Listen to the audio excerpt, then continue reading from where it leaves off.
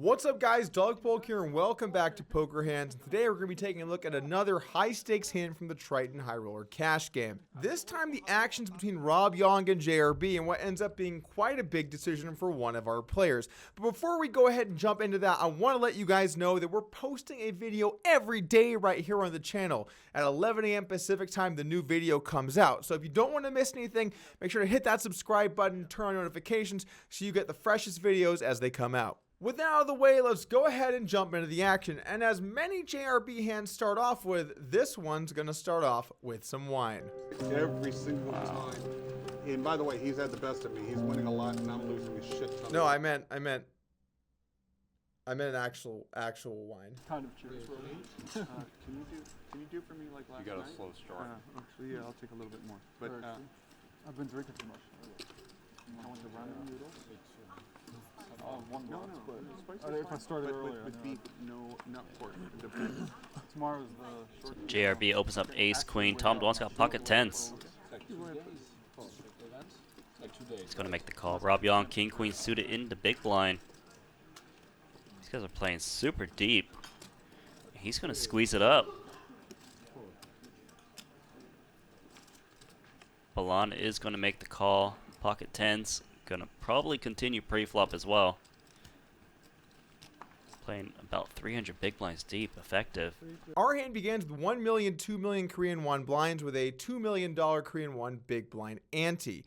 The action is going to kick off here with JRB looking down at a very strong hand, ace queen, and deciding to bump it up. JRB's raise size here to 8 million is a little bit interesting to me because most players in this game have been raising to 6 million as a standard. But I kind of like what JRB's doing. When you get into games where people are loose and splashy, sometimes you want to go a little bit bigger so you get more value with your opening range. This is a fairly important principle to understand playing poker. When your opponents play too much in one direction, you can exploit them by going the other way. If everyone's playing too loose and they're seeing too many flops, then play a tighter range and raise a bigger size to make more when they post-flop have the weaker holdings. Everyone's playing too tight, maybe raise a little smaller and try and steal more blinds. You want to adjust to the game, and frankly, this game has been pretty loose, so I don't mind this adjustment. The action folds to Tom Dwan in the small blind with pocket tens, and this is a spot we talked about actually in one of our last videos where you mainly want to be 3-betting, especially against the way some of these guys are playing tens way ahead of their ranges. And so you want to re-raise, knock the big blind out, take the initiative in the hand, possibly win pre-flop, and if you do get a call, you're ahead of your opponent's calling range. Really, there's a lot to like here about 3-betting, besides the fact that you're also quite deep. So if you get 4-bet, at worst case, you can see a flop. Tom Dwan makes the call, and now over to the big blind with king queen suited, and this is a situation you mainly want to raise. You know, we talked about king queen off the other day and wanting to call, but with the suited variety of this hand, it's significantly stronger, has much better equity against both your opponent's ranges when they do continue. Also, the suited broadways are just going to play very well post-flop. Their playability compared to the offsuit variants is much higher, and so the re-raising makes you a lot more money when they do call. Yong decides to make it 30 million to go. I think this is a little bit too small. This is not even 4 times the size of the open, and you have a caller. I think I'd like to see something a little more in the 35-ish million range. I think that's a bit more sizable. Remember, when you're out of position, you 3-bet, you want to make sure your opponent, if they do decide to call, is not getting great odds, or else they're going to play a lot of their hands and make your life difficult, especially when you're this deep. Back over to JRB. This is a spot JRB can definitely consider a re-raise. I actually played a kind of big pot in a high-stakes TV show a few years back where I decided to go ahead and re-raise in a very similar situation. When you've got ace-queen offsuit, the reason I like it as a 4-bet bluff, particularly deep, you are going to have some very strong hands to round out your range here, like aces and kings and maybe queens or ace-king, and then you want to pick a couple bluffs that have good removal. Now, you mainly should just call, but it's just the kind of play you might want to work in every now and again. Anyway, JRB does decide to call, and the action's back over to Tom Dwan. And this is another spot where you're going to profitably get to call here in Tom's shoes, but your hand's sort of becoming face up, and you're out of position 3 ways. It's not really a great position for you, and this is another reason why 3-betting is a nice thing to do here pre-flop. Anyway, Tom does decide to go ahead and make the call, and let's take a flop.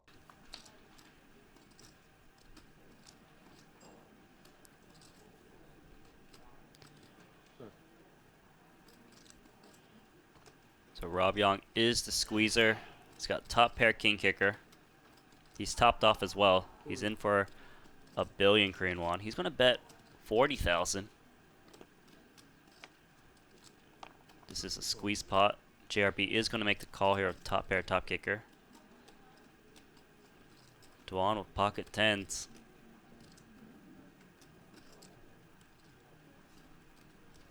Not really that great of a spot for him, because the hands he's trying to beat are 10 jack, king 10. He's got the 2 10s in his hand, so he blocks those bluffs. So he's going to lay it down.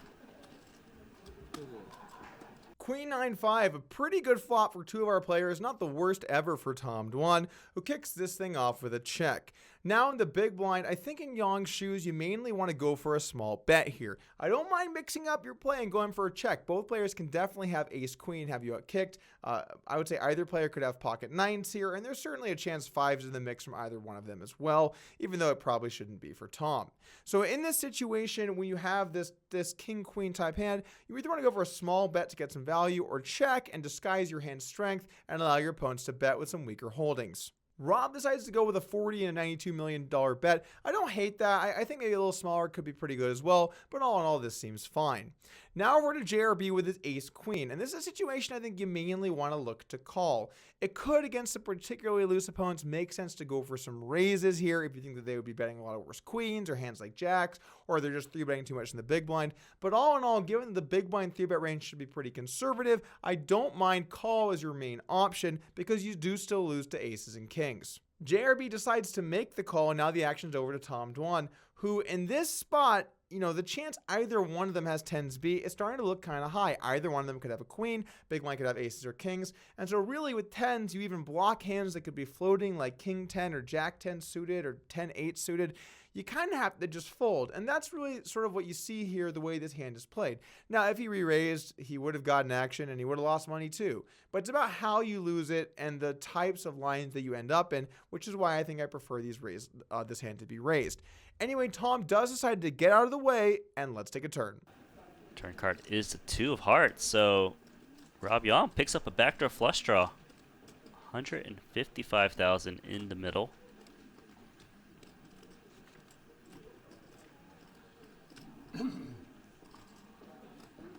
Rob Yong is going to continue betting.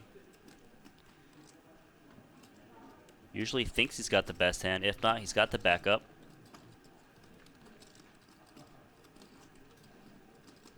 Bet 60,000. Slightly less than half the pot. JRB gonna make the call here of top pair, top kicker. The 2 of hearts gives Yong a flush draw, and now I think in his shoes I really prefer a check. There are a bunch of hands that can have you beat. If you do bet, you make your opponent's range a little bit too strong. He's not going to call again with hands like jacks or 10s or maybe a 9. And then the gut shot that hands can't float again either. Really, he's going to have a queen, and his most likely queen is ace queen, or stronger hands that have you beat. I think this is a nice time to slow down and check call the turn and give yourself a hand that can really check call some rivers too if you want a bluff catch. Anyway, Yong does decide to bet on the small side, about 1/3 pot here. You know, I'm just not a huge fan of this all in all. I think I would prefer to go with a check on the turn. Bet also can't be that bad. He does have the second enough flush draw and top pair second kicker, so it's probably going to make money too. Either line's going to make money. I just think he might make it a little bit more by checking here on the turn. Over to JRB, he's now got a clear call. This would be too crazy to raise. Your opponent's not representing a lot of strength. Aces, kings, maybe a set, maybe also ace queen, which we wouldn't obviously be able to get any value from. So really the value portion of your opponent's range, you're not ahead of. So you should just call and play position here on the river. JRB decides to go with that strategy, makes the call, and let's take a river. A huge pot. River card's an ace, so top 2 for JRB.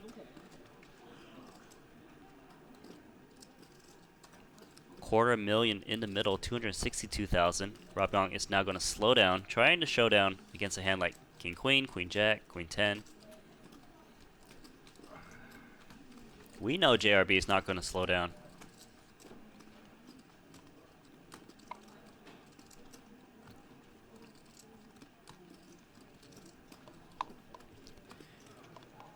JRB trying to decide what hands he could put his opponent on that would call bet.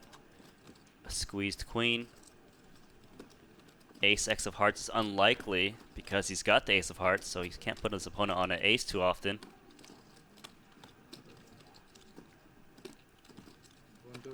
It's going to bet 160 million. It's about 150,000. Rob Yong's got a bluff catcher now.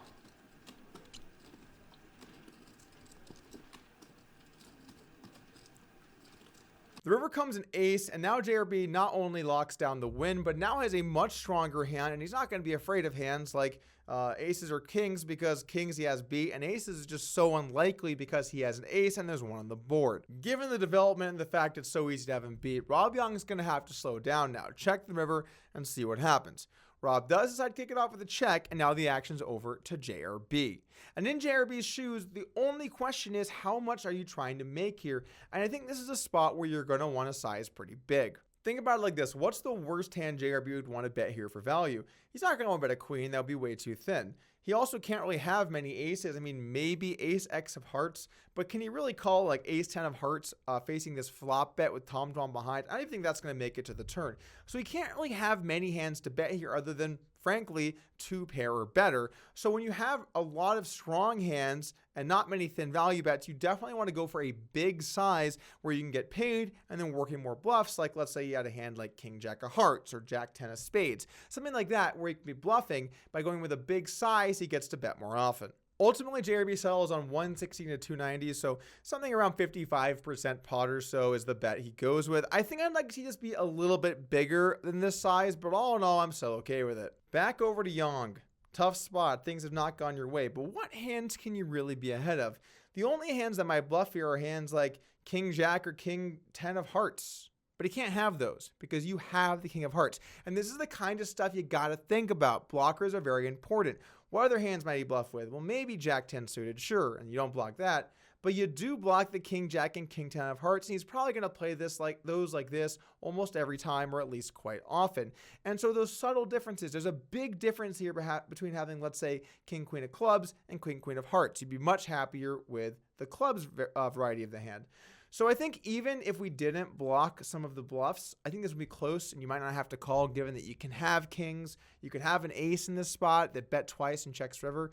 But then again, you can maybe make an argument towards calling, because when you have a queen in your hand, you block hands like ace queen or pocket queens.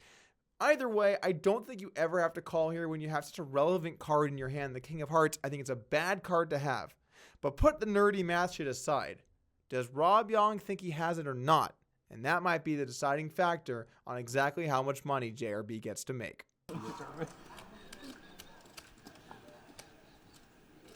That was a good one, Aaron. Almost 5 minutes into tank for Rob Yong. That's what we got to do, is just change the game all the time. Well, Just slightly change it. 刚才 And everyone's like, oh, So you homework all I you did. No, just take the lines out. Yeah, there you go. 我也对 K 台 But you have a list of like 5 options, and then you draw from it, you know? So they can't 没有这个 compare. 牌打不起来了， We'll play multi-game, just take 没有 one 这个 card 牌我 out, 赢不到的了。 different card, Seems about right. because half the people will forget which card is out. And Rob Yong lays it down after 5 minutes and a half. Ace queen. No, he had that beat. So ace queen for JRB is going to win it. If you're an aspiring small to mid-stakes player, I'd recommend checking out the Upswing Poker Lab. It has hundreds of hours of content from myself and Ryan Fee, as well as many of our other great coaches. And in fact, I'll give you $25 off if you watch this video. Just use promo code POKERHANDS. Should have called it that the whole time. Anyway, if you're interested in checking that out for the discount, I'll put a link in the description below. And thanks for joining today.